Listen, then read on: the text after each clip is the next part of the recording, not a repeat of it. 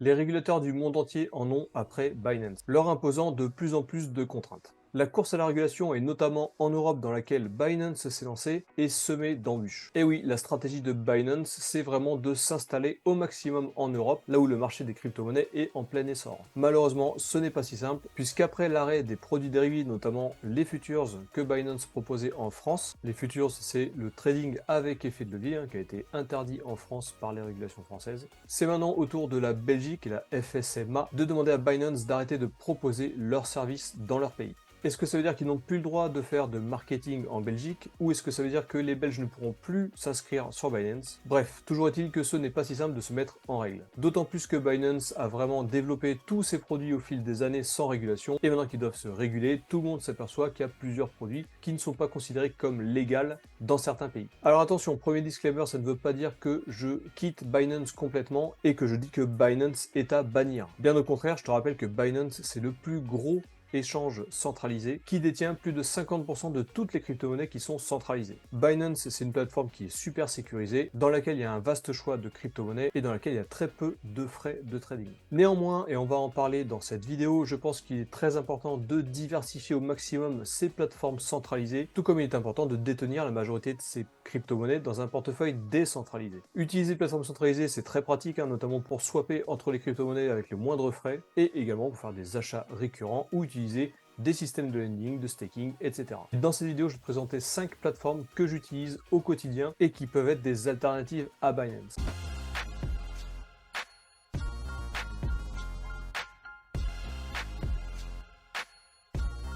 Salut à tous, c'est le Captain, bienvenue dans ma chaîne, on parle crypto-monnaie, investissement. Aujourd'hui on va parler crypto-monnaie et plus particulièrement plateforme centralisée. Si jamais c'est pas déjà fait, n'hésite pas à t'abonner, à cliquer sur la cloche et à mettre un pouce à la vidéo si jamais le contenu de ce que je fais te plaît. Ça te permet de supporter le travail et moi ça m'aide à continuer. Donc c'est parti, je te présente les 5 plateformes que j'utilise au quotidien et qui peuvent être des alternatives à Binance.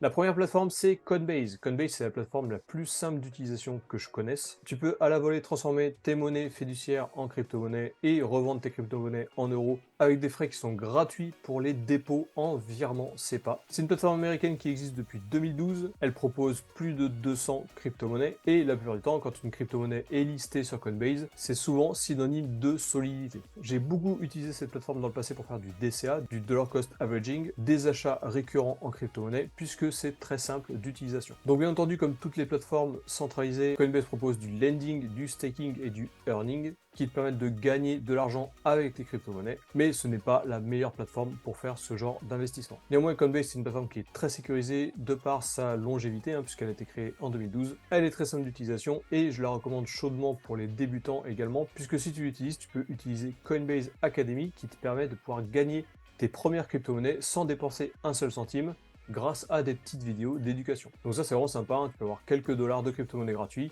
ça te permet de pouvoir rentrer tout de suite dans l'écosystème crypto et d'apprendre en même temps. Si jamais tu veux faire du trading comme tu le faisais sur Binance, tu peux le faire avec Coinbase Pro, qui est l'interface un peu plus professionnelle dans laquelle tu peux faire du trading et tu peux faire de l'analyse graphique, etc., etc. Si jamais tu veux créer un compte Coinbase, tu peux utiliser si tu le souhaites mon lien d'affiliation qui est dans la description de cette vidéo, comme ça tu auras un petit bonus et moi aussi.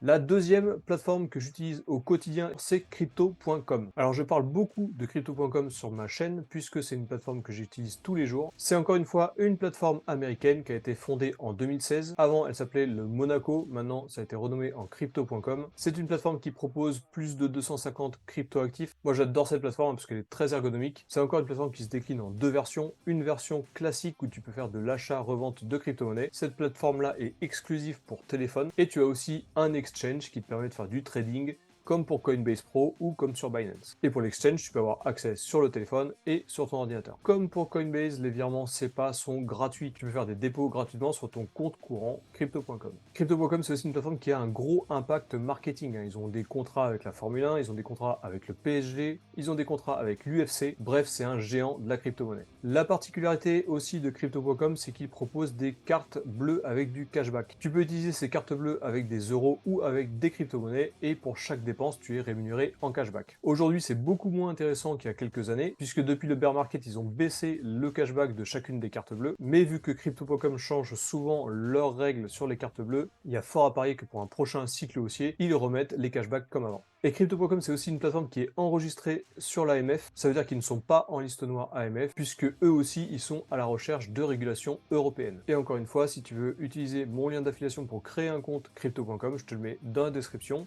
Si tu commandes une carte bleue, tu auras un petit bonus, et moi aussi.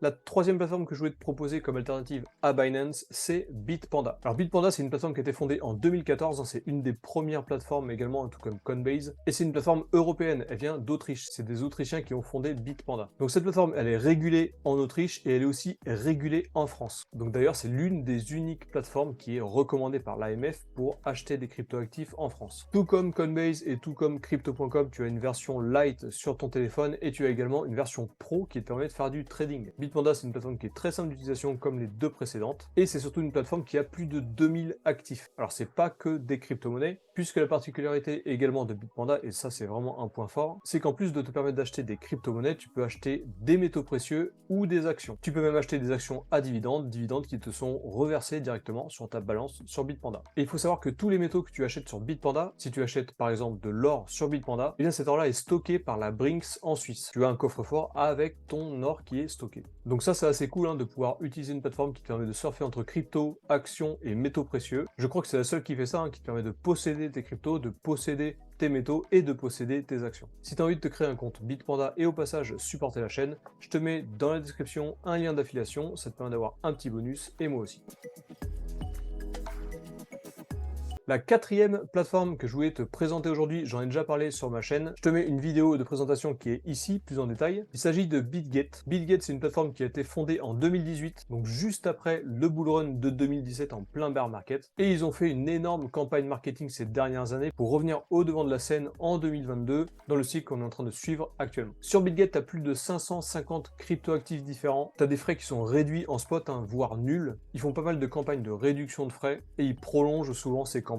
C'est également une super plateforme pour faire du trading, hein, puisque ça ressemble vachement à Binance. D'ailleurs, il y a exactement le même feeling pour trader, hein, moi j'ai pas du tout perdu mes repères. Il y a également beaucoup de liquidités, hein, pour trader. Et autre avantage non négligeable de BitGet, c'est que si jamais tu veux rentrer en crypto-monnaie et sortir en crypto-monnaie, donc ne pas toucher à l'environnement fiat, à l'euro ou au dollar, tu n'as pas besoin de faire de KYC. J'imagine que plus tard BitGet va changer sa politique, mais pour le moment, tu n'es pas obligé de faire de KYC si tu fais crypto in, crypto out. Et encore une fois, si tu veux utiliser mon lien d'affiliation pour aider la chaîne en te créant un compte BitGet, je te le mets dans la description, toi tu auras un petit bonus et moi aussi.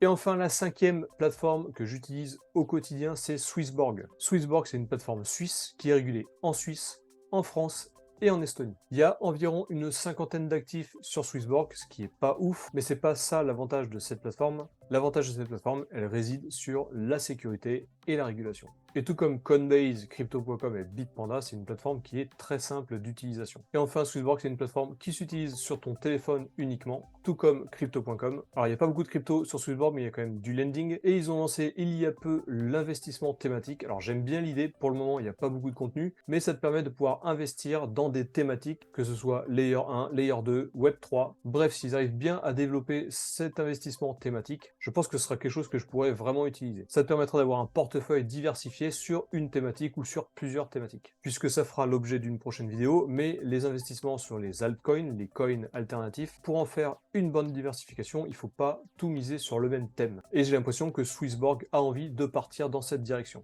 diversifier par thème. Et toujours pareil, si tu veux aider la chaîne en me faisant faire de l'affiliation, tu peux utiliser mon lien pour t'inscrire sur Swissborg, il est dans la description. Voilà donc la liste des plateformes que j'utilise au quotidien qui sont des bonnes alternatives à Binance. Si jamais cette vidéo t'a plu, n'hésite pas à t'abonner comme je te l'ai dit en début de vidéo. Tu t'abonnes, tu cliques sur la cloche, comme ça tu loupes pas tous les prochains contenus. Et tu peux aussi mettre un pouce à la vidéo si jamais le contenu t'a plu. Je te rappelle que tout ceci n'est pas un conseil en investissement, je ne suis pas conseiller en investissement, je suis juste un mec normal qui fait des investissements sur internet. Si jamais tu utilises d'autres plateformes au quotidien, tu peux les mettre dans les commentaires. Je te rappelle que je priorise avant les échanges centralisés d'utiliser SafePal ou n'importe quelle autre wallet décentralisée. J'utilise toujours Binance, hein. Tout ce qui se dit autour de Binance c'est principalement du FUD. Binance ça reste un géant et avant qu'il coule, d'autres couleront.